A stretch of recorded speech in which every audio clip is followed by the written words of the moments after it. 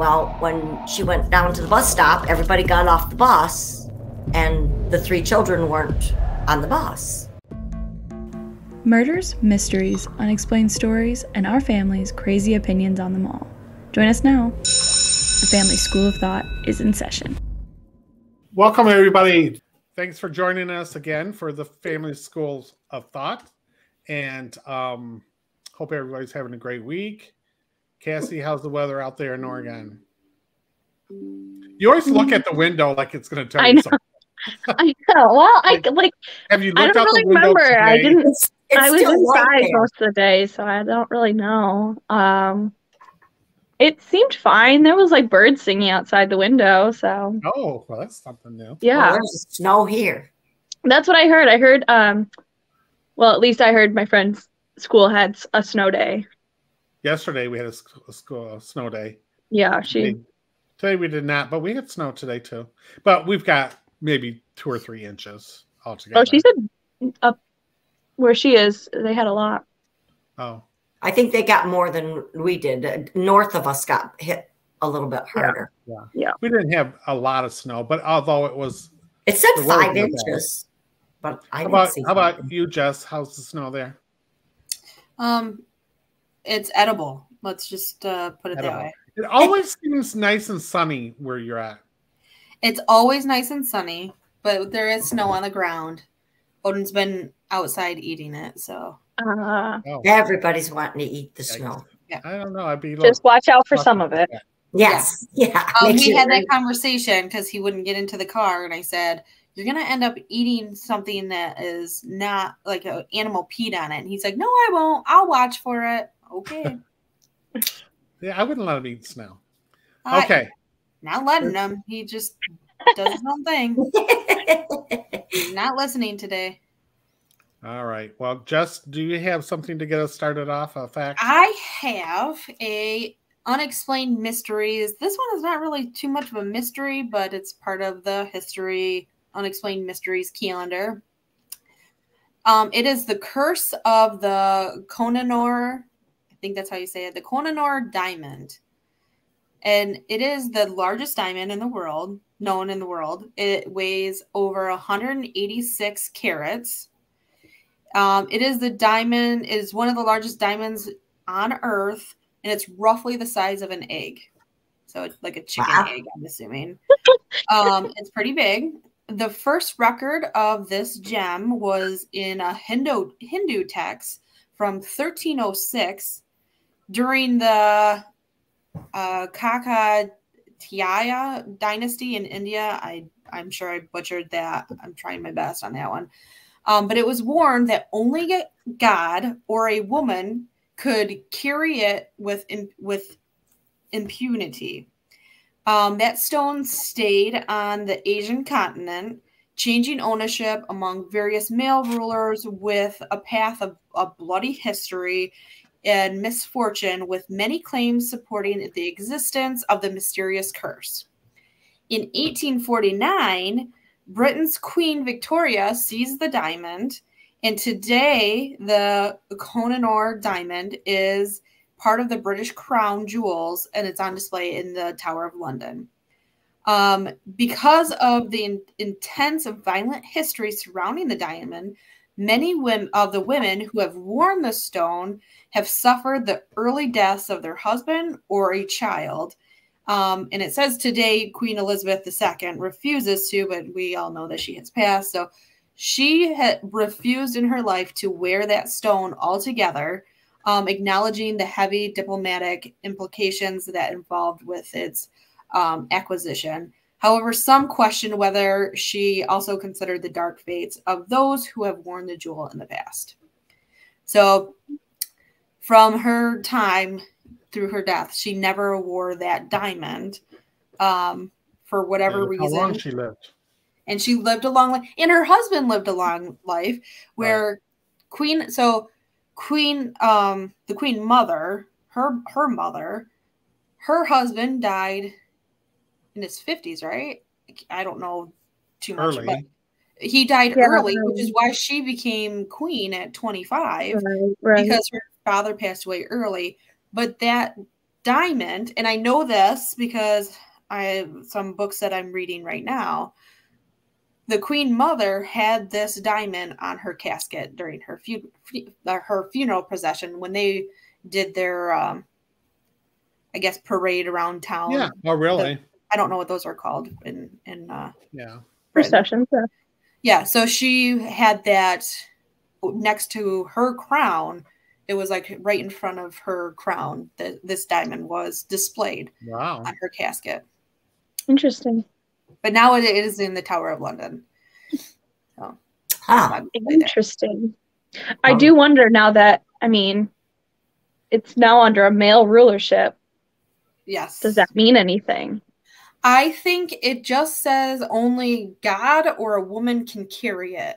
So I'm thinking only a God or a woman can wear it, but it sounds like even when the women wear it, they lose a husband or they lose a child very early. Interesting. Wow. They all better stay away from it. Yeah. If you're not, give it back to the you might rightful be owners. a little stitious, Right. but not superstitious. So, Yeah. you know. Maybe the curse is that it's not really theirs. They should give it back to who it They should give it back to, so give it back to India because it looks like that's where it came from. So. And how did they come in possession of it? It just says that, all Well, of their gold, I hate to all tell of you this their about gold England, but were they've stolen a lot of stuff. they killed for everything, Yeah.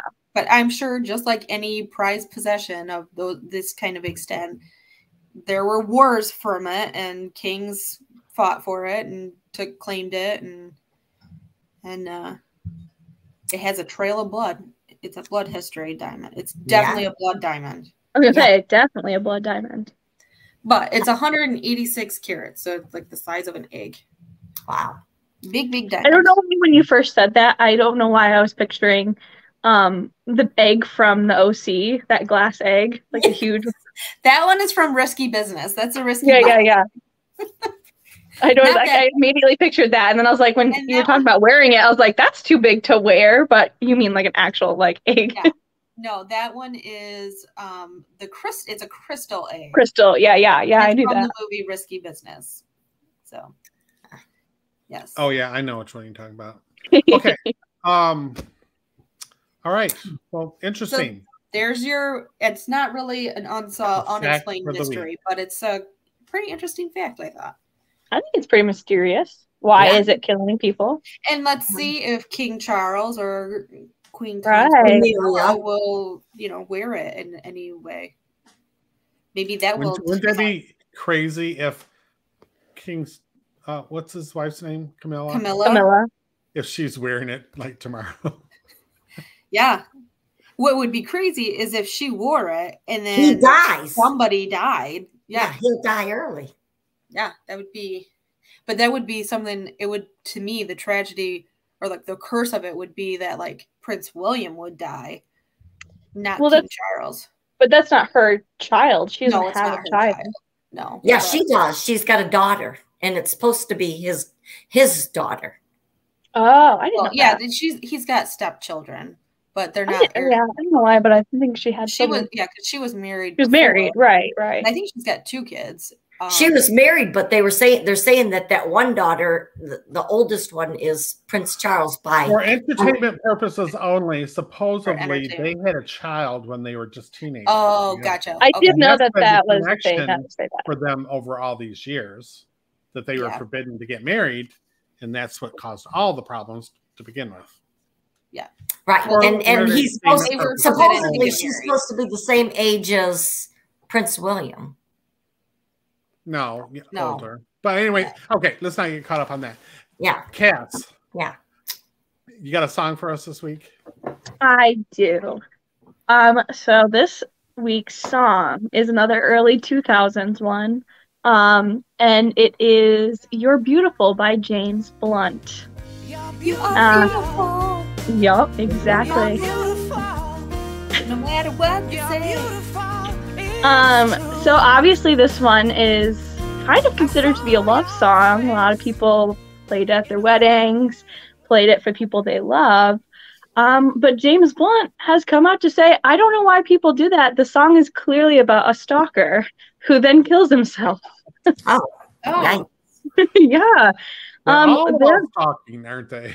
yeah, it's all about stalking. Like, I really think people need to think about love songs a little bit more than just, oh, it's so pretty and nice.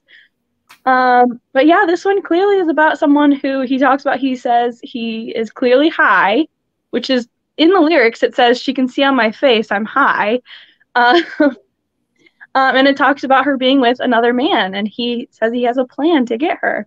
But then when he can't, he ends up taking his own life.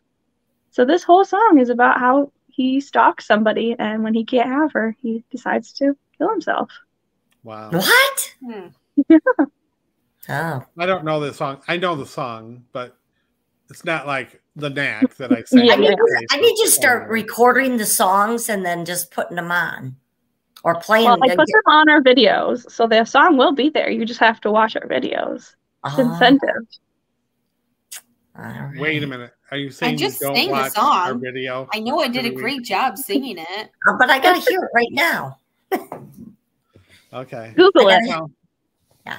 that's Alexa. interesting. No. I never would have thought that that's what the song was about. Yeah. Right. Even James Blunt. James Blunt has come out to say he thinks it's really weird when people consider it to be a romantic Have you had song. any other hit songs besides that?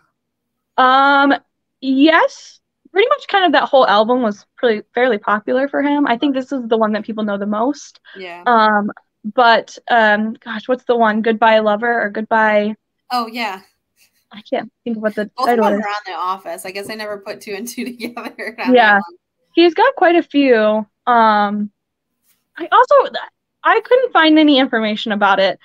So maybe I'm just thinking something else, but I swear one of the songs on this album was written when he found out he was talking to somebody who was underage. And it's another one where everyone kind of considers it to be a love song. So that one's kind of creepy, but I couldn't find any information on that one. So I can't, that one's for entertainment purposes only. Okay. Wow. All righty. All right, Dee, I think you're up this week. Yeah. Got an interesting story for us?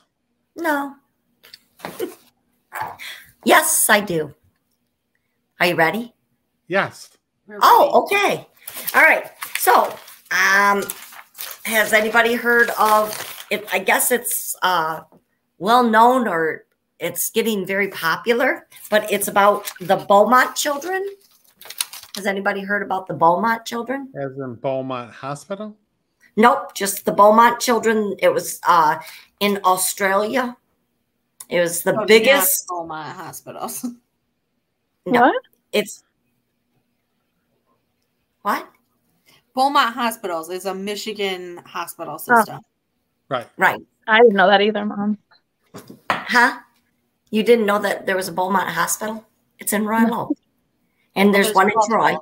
Yeah, there's multiple now. I mean, it used to, there was only one on 13 Mile, but now there's there. Trustee knows it very well. I do. No, Yes. I know it Yes. very, very well. But this is one of the largest missing persons in Australia Just in Australia? today. And today it's one of the longest. I mean, the biggest in just Australia, Just not Australia. in the world. Well, in Australia, I don't know if there's that many here in Michigan or in the United States, but in Australia, it is 57 biggest. years. It's the, The 50, biggest? 57 years today. That's a Today, long is- time.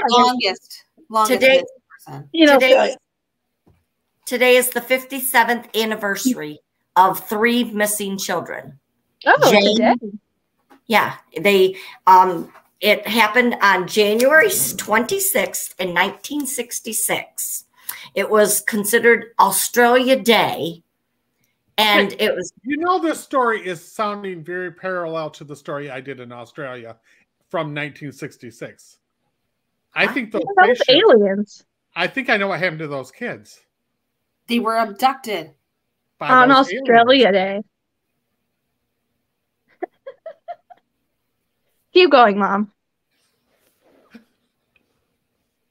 January 26, 1966. It was a most horrific day for the parents of Jim and Nancy Beaumont in Somerset Park. It's a suburb of Adelaide, South Australia. And the apparently in January is their summer holiday. So here in Michigan, in the United States, we celebrate winter months, January, February, March, and December. But in Australia, their summer holiday is in January. Why do you think that is? And that's because the world is it's a circle, but it's a globe. Yes, it's a globe. Right. So it's summertime there. Allegedly. They're in the southern hemisphere. No, we are not flat earthers here. We believe that the world is a globe. There is a theory that it's flat. No. So the children are on summer holiday, and it's one of those scorching hot days. And they were, I think it was 3 weeks into their summer break. And their father, who was a salesman, traveled quite frequently, and he was getting ready to go on a 3-day trip. So the children asked their father if they could drop him off at the Glenelg Beach. And the children were 9, 7, and 4. And apparently in Australia in 1966, they just never thought of anything that could possibly happen to their children. It was never heard of. Everybody left their doors like we do, unlocked, trusted everybody. I'm telling people you leave your doors unlocked. Not today. We used to do this years ago. And so, today, YouTube world, we lock our doors and have guns at the door. Please lock your door. Oh my God. And pit bull dogs at the door. Big pit bulls. So on this day, their father Jim, cameras everywhere. Their father Jim dropped their children, his 3 children, Jane, Arna, and Grant, off at Glenelg Beach, and told them to make sure, that they get on the bus and go back home at noon. And so they played at the beach, did what they were supposed to do. They considered Jane a very responsible 9-year-old. She was a little Miss Mother Hen, and everybody that talked about her said that she would treat all of the children, like they were hers, and she mothered them. And if she said, "Don't go into the water," then they listened, And so her dad told Jane, "Now make sure you guys don't go out to the lake too far." And so Jane told Grant, "Now, if you go past your belly button, I'm going to be cross with you." And so they played and frolicked in the water, and they played in the sprinkler systems. Apparently it's quite big, and it's, you consider, they talk about it being in kilometers or meters. I'm thinking that it's probably just a little bit further than our schools are. So you figure that it's a little bit better than a mile, which our schools we walk to all the time. And they're not quite a mile. They're just short of a mile. but this is just maybe a little bit further. So you consider going up, you know, a little bit further up. So that's how far it is from their home. So they catch the bus. Their dad gave them money to, they call them shillings. And so he gave them enough money to get home on the bus. They make it home safely and carry on their evening. Then the next day, they begged their mother. It was another scorching day. And so they begged their mom, could they go to the beach? And Nancy kept telling them, well, as soon as I get my chores done. And they wouldn't quit harping on her. So she just gave in and said, okay, you guys can go. So she put them on the 8:45 bus in the morning and told them to be home on the noon bus. So she gave them 6 shillings and then 6 pence. So I don't know. I wrote that down. I think the shillings are a couple dollars. Dang.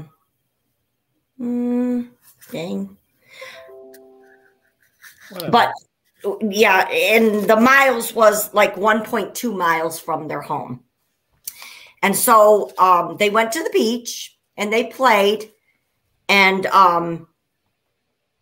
Jane had a little clutch purse, and it was a little white clutch purse. And then on Airway, I don't know what an Airway bag is, but they talk about this Airway bag, and she carried their beach towels in it. And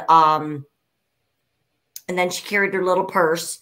And so they get to the beach, they're playing, they go in the water, and then they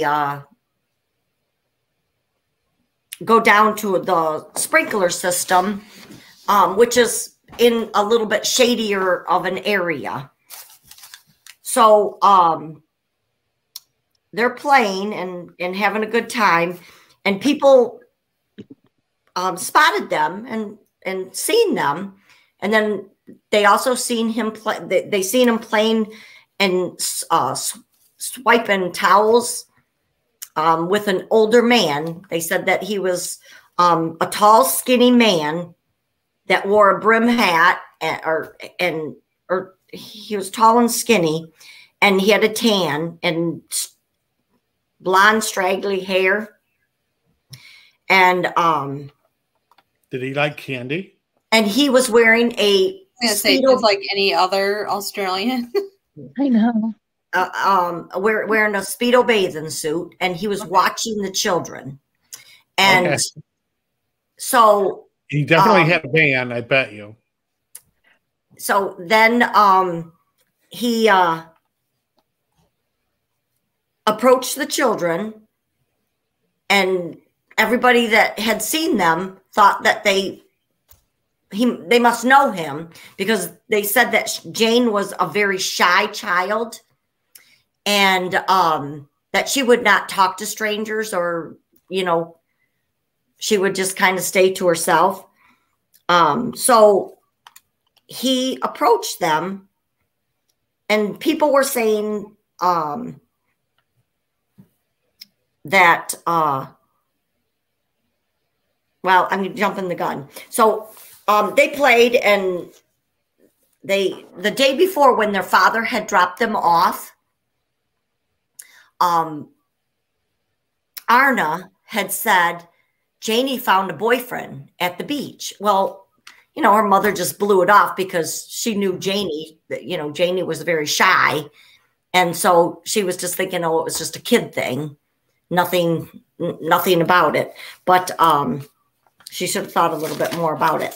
But so when she got her chores done, she went down to the bus stop to collect the kids at noon. Well, when she went down to the bus stop, everybody got off the bus, and the 3 children weren't on the bus. So it kind of worried her. And she thought, well, they must have missed the bus. So she was going to go home and wait for him because, like I said, it's 1.22 of a miles. So maybe they decided that they were just going to walk home because they missed the bus. And so 2 o'clock came around and she went back up to the bus stop at 2. And everybody got off the bus and there were no children then neither. So she became frantic, thinking, okay, where are the children? So she went back home and waited for them. And her husband, Jim, come home early, wanting to surprise. He came home a day early. He was supposed to be gone for 3 days. And he wanted to surprise the kids. So he came home and he got home about 2:50. And Nancy ran out and said, the children never came home from the beach today. So he jumps back into the car, races to the beach, and scours the whole beach. And, still at this time, there's thousands of people at the beach, and he couldn't find them. So he was thinking, oh, maybe they've already got, he looked, and he went back home thinking, oh, yeah, they're probably home by now. So he gets home and Nancy says, no, they're not home yet. So then they both became very frantic. Okay, what's going on? They went to all of their neighbors thinking, okay, the kids stopped at their neighbors and was playing, because this is very highly unlikely of the kids to do this. When Jane was told to do something, she did it without question. And very, very responsible. And so they went to their neighbors. None of the neighbors had seen them. So they jumped in the police. And by this time, it was about 5:30, between 5 and 5:30, that they decided, well, okay, we probably should contact the police. So they immediately put out a search team. The police searched and scoured the whole area and tried to find some. And they questioned lots of people, and they said, "Oh yeah, we seen them." And they were, of course, Mom gave them, like I said, 6 shillings for the bus and then 6 pence to get food while they were there. And apparently they visit this bakery. It's called the Wenzel pastry place. And so people, when they asked if they had seen the 3 Beaumont children, the clerk that waited on them said yes. And apparently she had waited on the 3 children the day before and many times, because apparently, I think, if I'm not mistaken, where they go to the pastry place, it's right across the street from where they catch the bus, which is just, within walking distance. It's all right in that vicinity. And so the police asked the people that were still at the beach, and this older couple, and backtrack, the older gentleman that was playing with the children, this older couple was there with their grandchildren, and they had just gotten there around noon. And that's when they seen the kids getting ready, or around noon, getting ready, and they were getting dressed. And they thought that it was very odd that this gentleman was dressing Jane, which is 9 years old. He was putting their shorts on for them and dressing them. And then they went outside, or they walked down this little path to the bathhouse and waited for the gentleman to come out of the bathhouse. And he went in and changed his clothes. And then they went into town to the pastry place. But the gentleman, after he had gotten dressed, went to this older couple and asked them, did they see anybody while they were playing? Because they had money missing. And Jane carried this white clutch purse, and that's where she kept all of her money. And the guys asked them, did they see anybody around their stuff because they had money missing?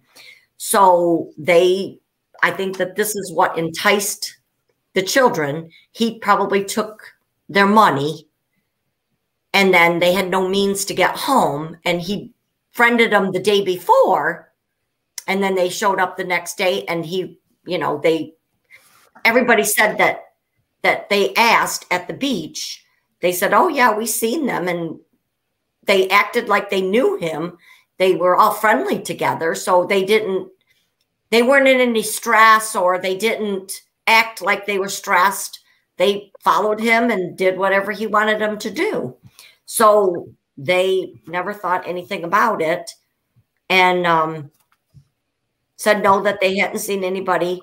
So the kids showed up at the pastry place and ordered, the man sent them in because they went in by themselves, and he was waiting. I don't know if he was waiting in a car or if they walked, but he gave them £1 or one they called it a pound. Their money is called pounds, so it's like $1. Right. They gave him one. They call it a note. They gave him one note, right. And so she went in and she paid. Jane gave the pastry lady. She went in and ordered all the pastries, and this clerk had waited on them many times, and they ordered a meat pie. They ordered tons and tons of pastries, which they never do. And they ordered a meat pie, which they never do because they don't like meat pies. So the clerk thought, oh, okay, and she said that it was more food. And they said that they needed a meat pie for the man. So Jane specifically said, I need a meat pie for the man. And she handed the clerk a note, one note, which was, and that was, probably $100. And so they ordered all this food, and the clerk thought, well, that's odd. What do you guys, they never ordered this much food. They ordered just a little bit of stuff just to get them through. And so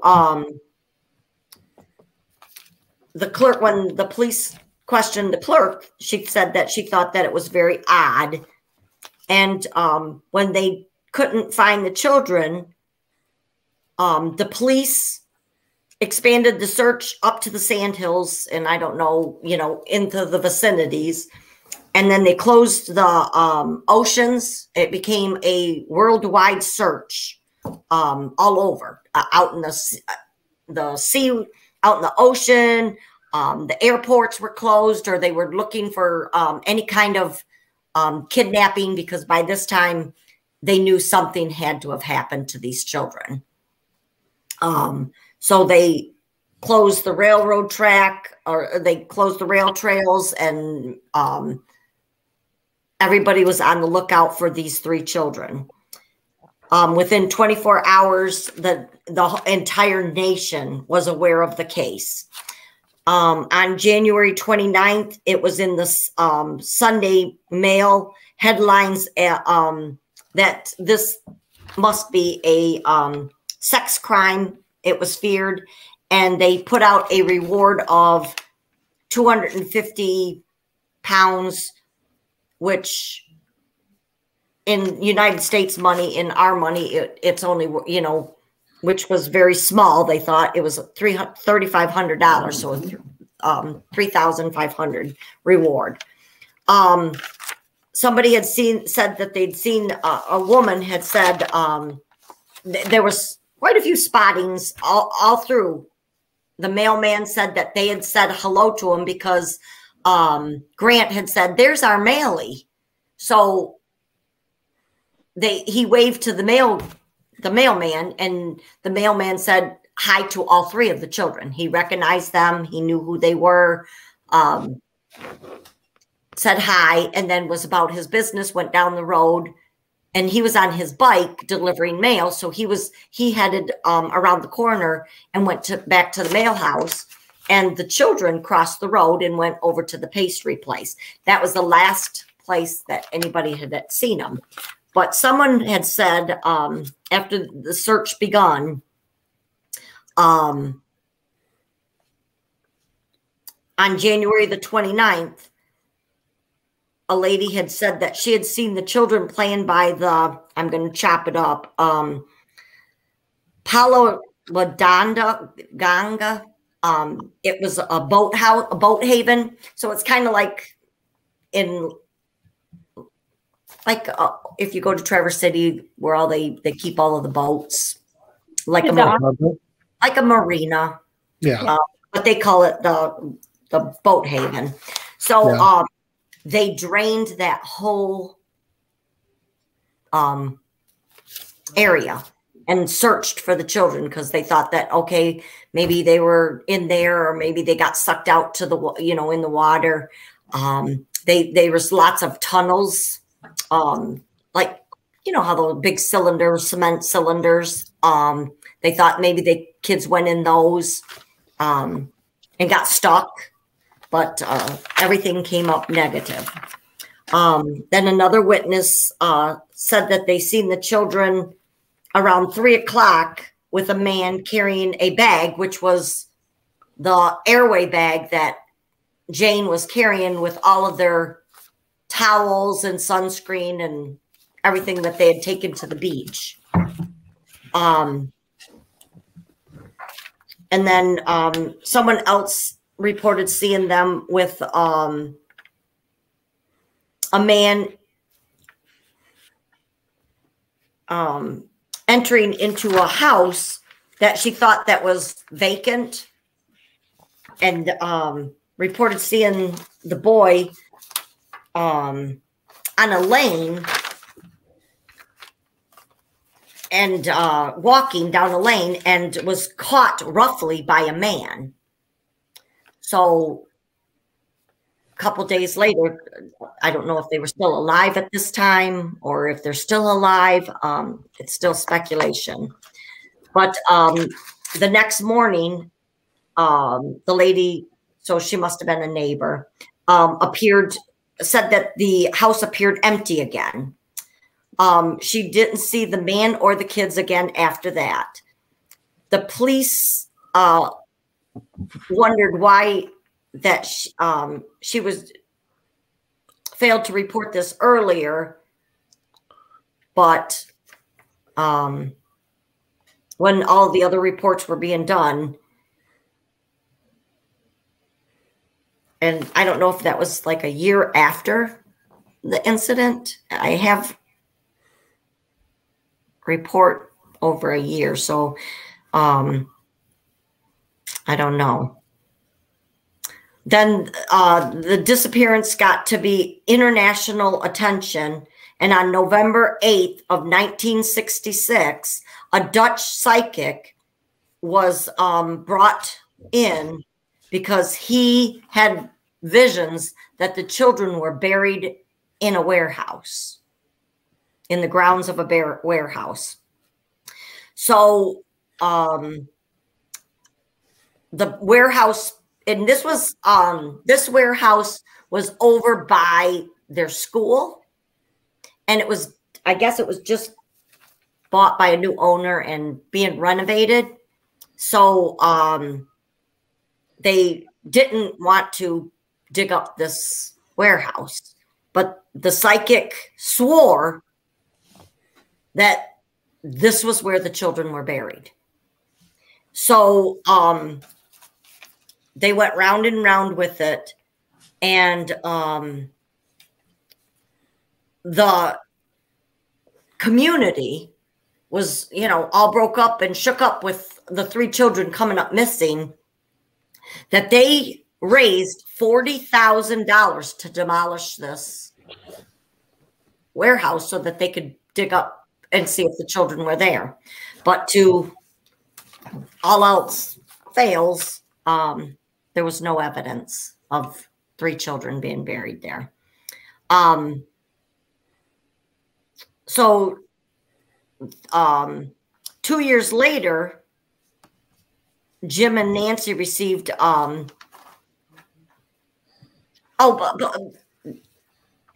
they dug up, and then shortly after that, they dug at one end of the warehouse, and then when they didn't find anything, they kind of brushed it away. And the psychic said that on his dying day, he swears that this is where the children are buried. So then they went to another section of this warehouse and they dug it up, and to no avail, they come up empty-handed again. 2 years later, after the missing children, Jim and Nancy received 2 letters. One was supposedly wrote by Jane, and it was signed by Jane and Aran and Grant.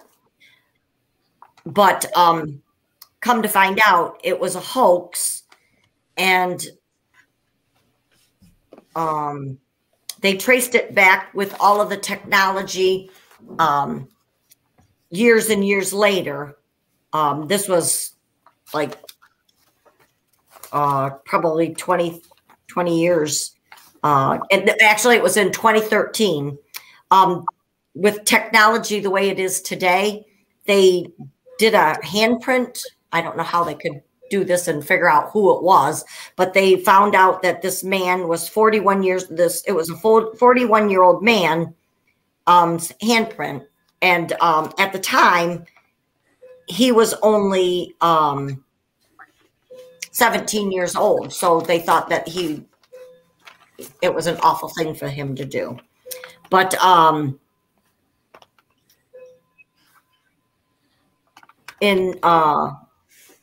he wasn't charged because he was a minor. He was only 17 at the time. They just thought that it was a prank. But in November of 2013, at the North Plyton factory, owner Harry Phillips was his factory was excavated in the back, and then because 2 men, after all, years and years, they had been looking for these children, and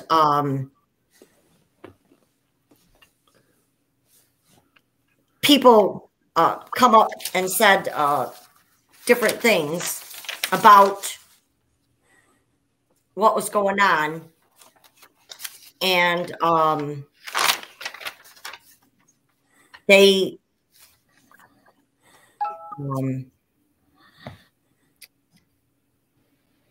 in 2013, Phillips or Harry Phillips.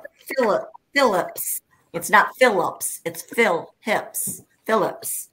Son Hayden said that there was a book that came out, and the book was The Satin Man, and he went to the police saying that he thinks that that's his father, because when he was 14 years old, he's seen his father with 3 children going into his home.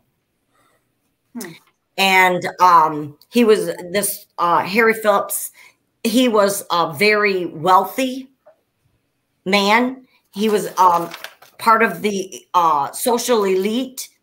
He was the factory owner, and so nobody thought that anything, that he could be. But they had a sketch artist back in 1966, and people said that he looked like the man that people said that they seen with, but they couldn't think, they didn't think anything about it because he was a really wealthy person, and they, you know, but so these two men in that 1966 said that Harry had come, they were riding their bikes and they'd come to the factory, come past the factory, and he said, I'll give you £1. And it was not unlike Harry to pass out £1 bills. If he wanted something done, he said, I'll give you £1. Well, £1 is considered a lot of money. I mean, I think that's 250 pounds is $3,500. So he was giving him £1. So you figure that's probably $1,000. So he told these two boys, I'll give you each £1. A pound is like $1. Huh? A pound is like $1. It's the equivalent of $1. Oh, well. I mean, I was gonna say back then it probably was worth a little bit more currency wise. Right. You could buy a lot more. Right. But I mean, everybody talked about it being a lot of money. I mean, it would be about $71 in today's money. Yeah. Okay. So, but back then, that's a lot of money. And he told just to give to random jobs, yeah, for kids. Right. And these two 17-year-old kids said, you know, okay. So he told them that he wanted them to come to his factory and dig a plot that was let me get my notes. I have the dimensions here.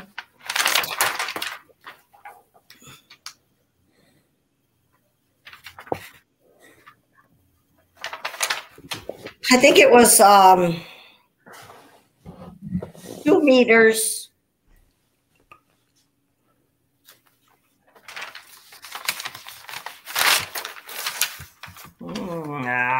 Dang it.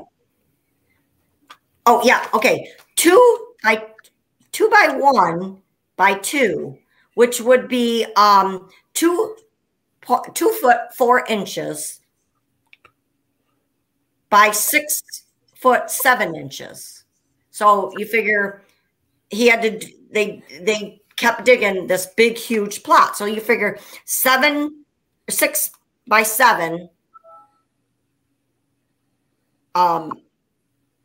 by 2 foot 4. So they didn't think anything about it. They just thought, okay, well, why are we digging this hole? But they were never told why they were digging this hole. And so they didn't think anything about it. They collected their money and went on their way. Well, when this book came out, and then Hayden came forward in 2007 and claimed that he had seen his father with these children. He was only 15 years old at that time, and he had seen him in the yard. Well, apparently he claims that his father had raped him until he was 14 years, 3 times a week. He said that it was violently. He violently raped him 3 times a week. And he had a brother. And when he turned 14, he said that his father was infatuated with satin.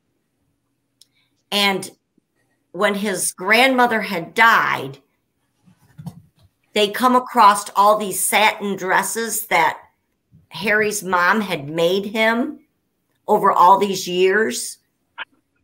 And he would wear these satin outfits down to Hayden's room, and he would get sexually aroused. And when Hayden was just little, it went on for, I think he said he was 7. So, you know, you figure 7 to 9 years that it had happened. And he could hear his father come down the hall and knew what was going to happen. And one day his father, so I don't know if his wife knew about this. They got into an argument, and Harry threw a plate and smacked his wife in the face, Elizabeth, in the face, and broke, and the plate shattered. And Hayden went and charged after his father and threw him outside and said, "If you ever hit my mother again," and threatened him, "you will never hit my mother again." And to that day, he never got raped again. And he fought off his dad. And I don't know if that's what triggered him to get into a fight with his wife. And if she knew that all of this was going on, that's absolutely horrible to know. And if it was an agreement between them not to touch the other son, I don't know what happened. But the other brother said that Hayden was lying and that this was all crazy. But Hayden's wife swore by it. She was a registered nurse. All of the signs that Hayden had told her when the book came out, he described everything to the T, and she believed him. And so she had went to the police and said something, or told him that her husband had said that he was sexually abused by this Harry Phillips. And they, you know, they just kind of blew it off. Well, then 2 years after, 2 years after, which would have been maybe 1970s, this 13-year-old girl was went to her friend's house, and she was walking home, and she said that Harry raped her and blamed her for getting dirty because he was always very tight, clean, pressed shirts. And so somehow somebody showed her a picture in like 2013 when when that book had come out. She was watching the news, and she seen that, and she said her stomach just sank. And this reporter, Stuart Mullen, showed her a picture, and she said, "That's him. He raped me when I was 13 years old." And they asked her, "Well, why didn't you ever come forward? Why didn't you ever say anything?" She said, "I couldn't." She said, "I was scared to death. My father was going to be mad at me for being late, returning home, because she went to a friend's and she was there for 2 hours, and she had to hurry up and be home before her dad got there. And then when Harry raped her, it put her even further behind." And so she said that if she would have told her father, he would have said, "It's your fault, that you shouldn't have been there." And she said that she was, her knees were all scraped up, and she was bleeding, and had blood running all over, and he was talking slimy and nasty to her. And she said that it just got very sick. And so psychologists had said that, you know, when she came forward, that yes, this had happened to her, and that Harry was the person that had raped her.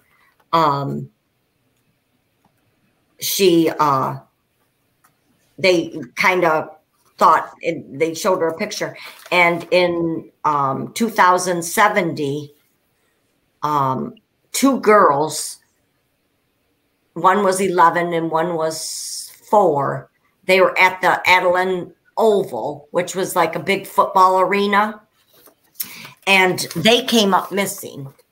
And years after that, when they showed, when all of this stuff was coming out, the 2 resemblance of Harry and the people that, the 2 girls abductors that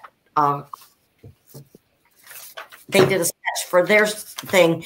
It resembled Harry Phillips too, or they think that in 1970. Okay, I was gonna say. Well, you said 2070. No, yeah, 1970, and then the three children, the Beaumont children, were abducted in 1966. Right. Well, then a couple years later, the girls were abducted. Those two girls were abducted from the same incidents. They asked to go to the bathroom. The parents said, during the football game or during intermissions, it's, how when you go to any kind of concert, anything, the bathrooms are backed up forever. So they gave in and allowed the girls to go to the bathroom, and they never returned.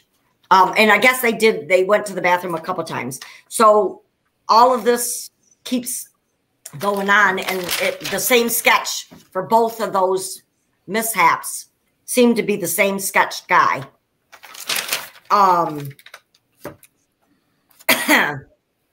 Then when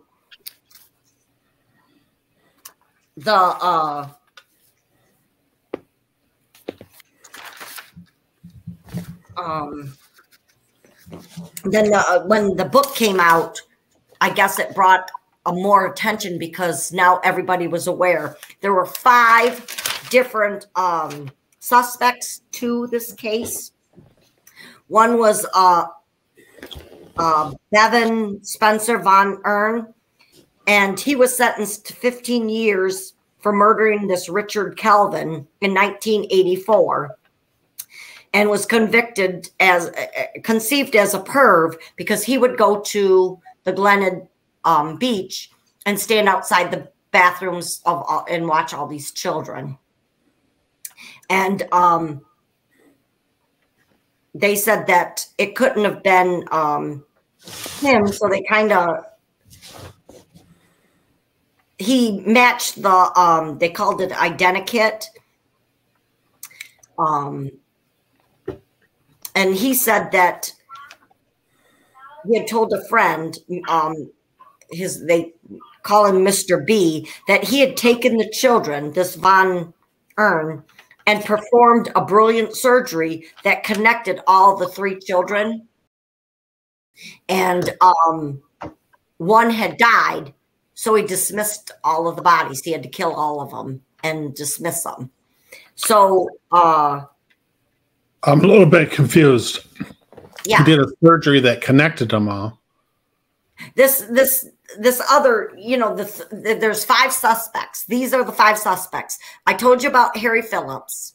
He was one of the suspects, but nobody could believe because he was a social elite. He was wealthy, factory owner, well-dressed. He was never suspected. Not that people couldn't believe, but he was never suspected. He was never suspected because of all of this stuff. And it went years until his son Hayden in 2018 had made the claims. The book came out, and all of the news things, and he said that's my father. And so then that Stuart Mullen got asking questions. But in the meantime, all of these suspects, there was an author, Arthur Stanley Brown, which was charged with murders in 1980 or 1998 for sisters Judith and Susan in 1970 in McKay in Townsville, Queensville. But the lawyer, they suspected him, but the lawyer filed a 613, and he was never retried again because he was 70 years old and ended up had dementia, and he died in 2002 to not knowing if he did this or not. Then there was a James Ryan O'Neill, and in 1975 sentenced to life in prison. These are all pedophiles that they were looking into. People have checked all these people out. He was in prison for murder of a 9-year-old in Tasmania. And he also said that he was responsible for the Beaumont children. And apparently psychologists are saying that, you know, when people are admitting that they did this for notary, that more than likely notoriety, they did that. They really probably aren't the real murderers. But you know, people do admit. So I don't know. I don't know if they could ever find the bodies. You know, they could find out because of DNA nowadays. Was the vacant house that they saw the children at ever searched? No, I mean, I only got one little spot that woman said, so I don't know if that they didn't find any information. I didn't read the book. I don't know if the book has more information than what I got on Wikipedia. Then there was an Alan Anthony Monroe, and he was investigated but cleared. Like I said, when the book of The Satin Man come out in 2013, uncovering the mystery of the missing Beaumont children, the book did not name the man identified, but Philip's estranged son, Hayden, named him after the book was published. And then Harry Phillips bore a substantial likeliness to all the identikits of the man. And I guess that it got around town that, you know, anywhere he went, people were chasing him down. He got arrested. They were really on him. And because of all of the back talk and bad publicity on Phillips, it became aware. He ended up dying in 2004. And after he died, Elizabeth Phillips invited the Stuart Mullen, who wrote the book, The Satin Man, for questioning, and she asked him that he could come over and ask questions about her husband because of all of the publicity. She wanted to get it cleared up. So he came into the house and searched. She showed him throughout the whole house, and they went down into the basement, and on this shelf lay a white clutch purse. Oh, wow. But he didn't think anything about it. Okay, how many years later was this? This was 2013. Wow.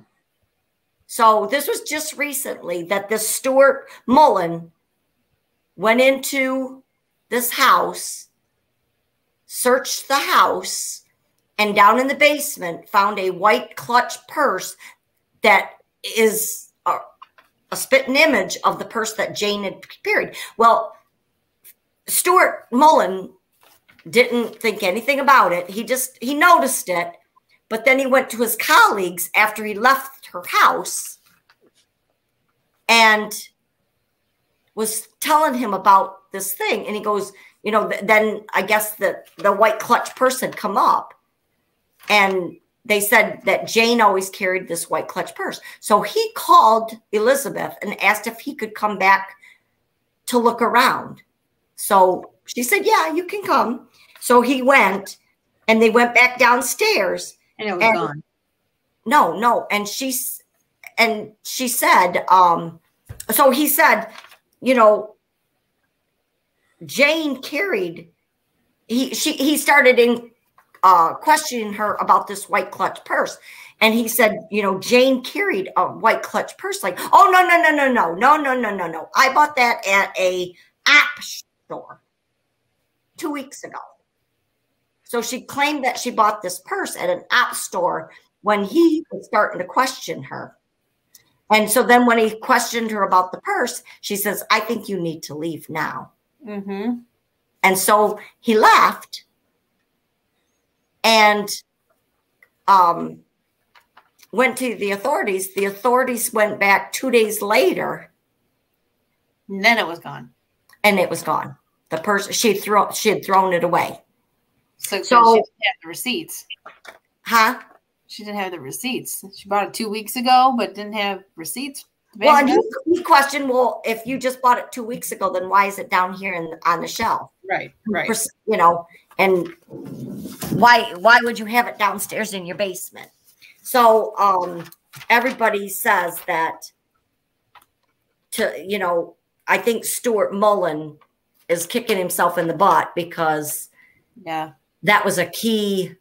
That was pretty big evidence that was a big key evidence in this, other than Hayden's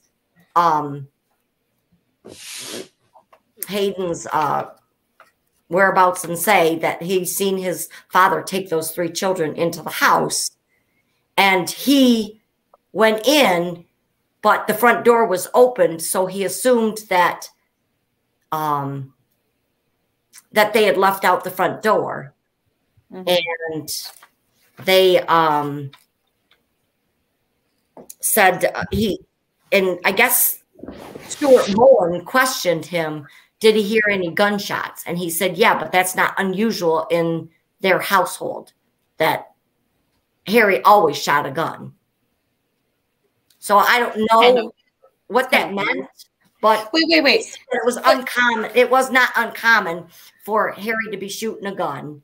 So he said that he heard gunshots, and he said that there was 4 gunshots. But that's hearsay because I don't know if he made that part up.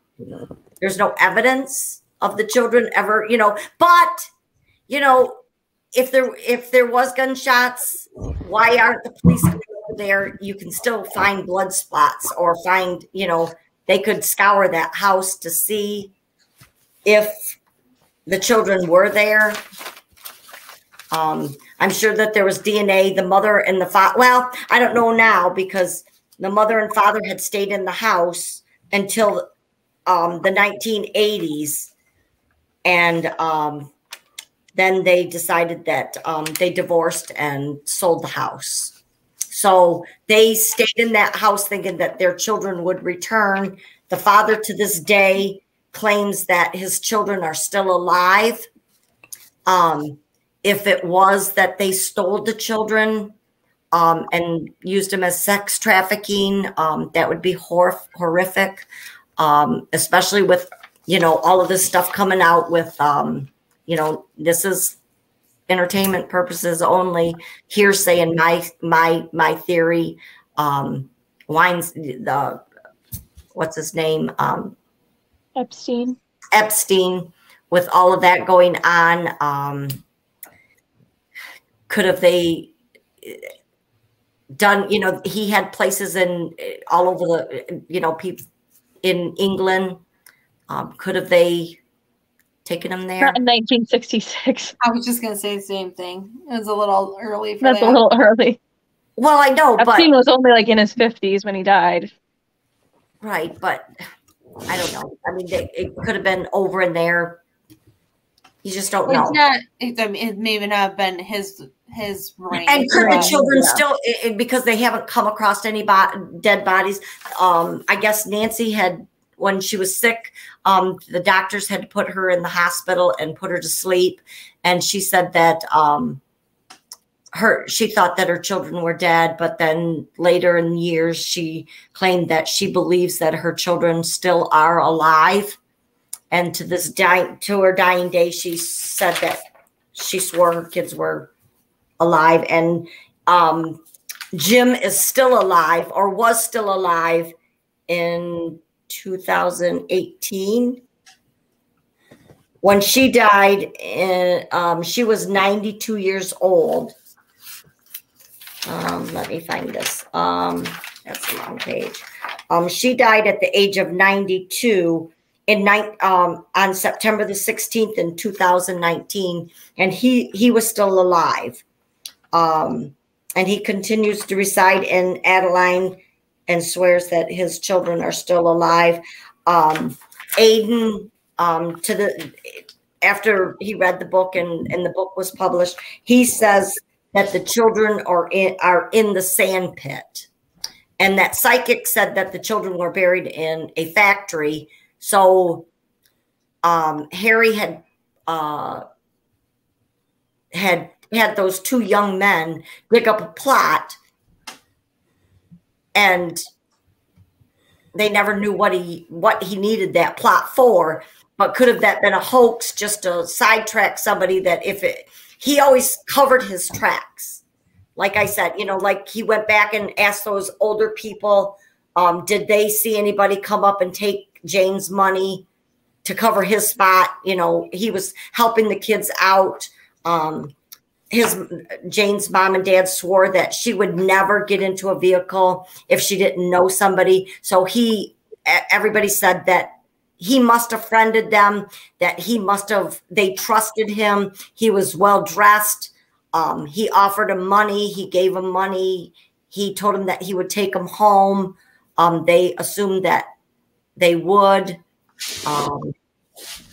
So could that be? I don't know.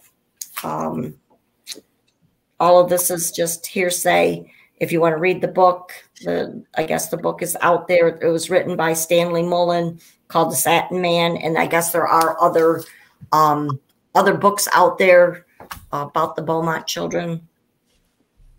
It might have more details than what I've said. Further investigation. Jim and Nancy I think in 1990, the parents were devastated when the newspaper published computer generic photographs of the children and what they would look like as adults. Maybe these pictures are in the books. I never came across the photographs of them being as an adult, what they would look like in today's world. If they still are alive today, they would be middle-aged children. So, they would be around your guys' age, a little bit younger than me. Well, they would be like 55. Jane would be 55 no, they would be my age because it happened in 66. They'd be older than you. I think Grant would be the closest to you because he was 4 in 1966. Yeah, right. So he would be the same age as Dad. It'd be 47 years ago. 57. Well, no, it was 57 years ago. 57 years ago, and then they were 9. So, Jane was 9. So, yeah, she would be older than us. She would be our age. 66. It happened in 66. We know it's the 57. We know it's 57 years ago because it's the 57th anniversary. Right. And it was 1966. Grant was 4, which would have been he was in 1962 born, which is when you were born, Dad. Yeah. So, I don't know. I said I kind of want to go to the library and check out this book and see the image. They could be anywhere. They could, and not know that Well, they'd be unrecognizable now. Well, that's what the generated photo is for. Yeah. It aged them up. It's like an age up photograph. I had that done one time, and I looked identical to my Uncle Bob. I looked just like my Uncle Bob. It was weird. That is weird. But not like you? Well, no, I looked like my Uncle Bob. Do you remember what he looked like? I don't know. Cassie was pretty young when when she seen him last. And stuff. But anyways. Well, she met him when he was young, but when he died, I don't think she had seen him. I looked like the age he would have been before he died. At that time, yeah. Not when he was young. I looked like when he was older. Right. Which would be, Which looked just like Grandma. He looked just like Grandma Carrier. A lot like that. I see Bobby looks a lot like that now. You know what I mean? Yes. Yeah. So I know what I'm going to look like if Right. I ever get old. When you get old. when you get old. So I don't know. I don't know if they're still alive. It's sad that the parents never knew what happened to their children to live Can't that imagine Unlikely. to live that long, to live your whole losing a life child or wondering. losing all three of my kids on a Yeah, it was unheard of, and they said that it marked the end of innocence in Australia life forever, because then parents were afraid to let their children do anything. They wouldn't let them be out of their sights. And then, shortly after that, all of that stuff started happening. 2 other girls come up missing in Adeline Oval. Then the other girl, she's known as Linda, but I think her real name was Lena, because I think it come out, just a small clip said Lynn. I can't understand some of them, but I thought they said Lena. And she was raped shortly after that. So, well, and I think it's I don't think these things started happening no. after this. I think it's just everything was like suddenly everyone's eyes were open to what was going on. Right.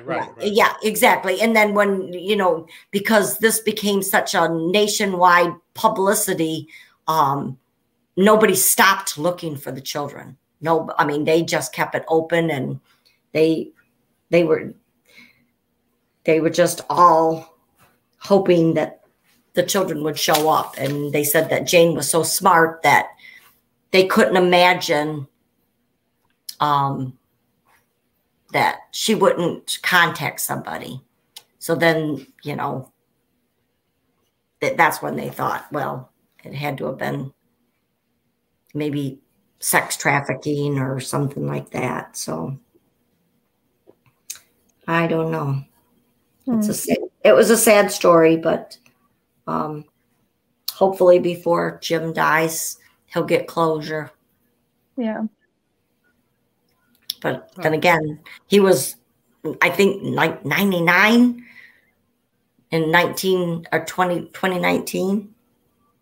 So I don't know if he's even still alive. I didn't even think to look up it to see if he was still alive. In all of my clippings, it didn't say that he had passed. Only Nancy had passed. And I don't know if Elizabeth is still alive, if she's still living in that home. Could they come up with any more evidence if they went and checked out that house? I mean, I don't know. I don't understand why they're not checking it more out. If they knew that purse was there, Stuart Mullins seen that purse. Why haven't the police investigated it a little bit more? Why didn't they go to the dump and dig up the dump to come across this purse? Did it really get thrown away, or did she burn it? Or, why hasn't this purse come up again? Right. If it was thrown in the dump, don't you think that they would go dig up a dump?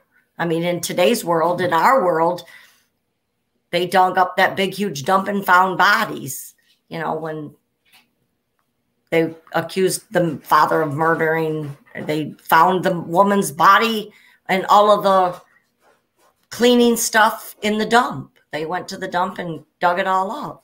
But it was a recent. Right. But that purse had been thrown away 2 days prior to that. So why, when Stuart Mullen said that purse was just like Jane's purse, she knew she was in trouble. They found something in that home, and she was hiding whatever, maybe to save her other son from being raped. And she knew what kind of a man he was. Right. And she knew that he did these things. She had to have known that he was raping her son. And I don't know if it was her son or if it was her stepson.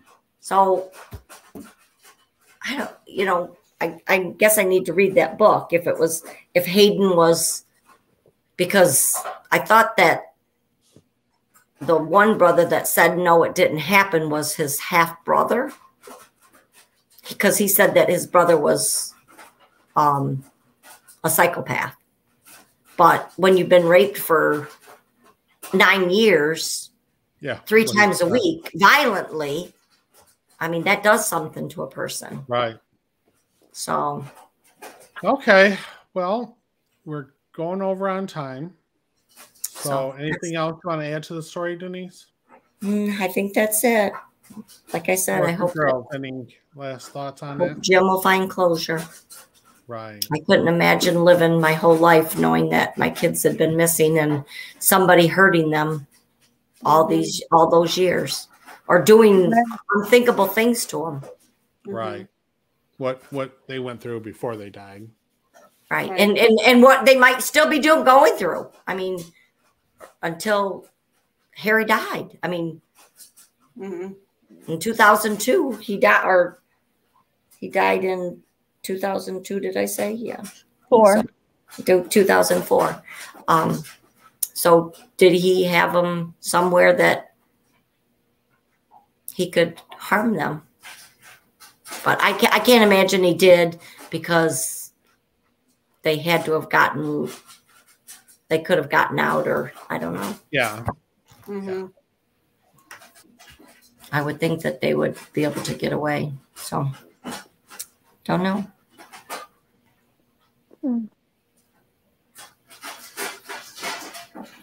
Okay. All right, guys. I think we're going to wrap it up. Thanks for a great story, Denise. Girls, any last words? No. No. All right, guys. Again, everybody, please like, share, and subscribe to our channel, and check us out on YouTube as well as on every other form of podcast. Anywhere you can get your podcast. I do know if you say, "Hey Alexa, play the Family School of Thought podcast," it will. Yeah. Yeah. Oh, there it goes. Resuming season 1, episode 52. Nope. And that's the newest episode. Alexa, stop. So it's as simple as that. So, and please give us your feedback through our website anytime. And if you are aware of anything that's going on with these Beaumont children, please contact the Australian any police. of our stories. That's a good idea. Any of our stories that we've done, if you have something to share or add to them, please go to the police. Yeah, and one of these days we're going to have a update video of our stories and talk about the updates. I've got a lot on the stories I've done because hear more stuff, So, anyways. Okay, guys, we got to go. All right. Thanks a lot for joining us. See you next week. All right. Bye, everybody. Bye. Bye. Alexa played the Family School of Thought.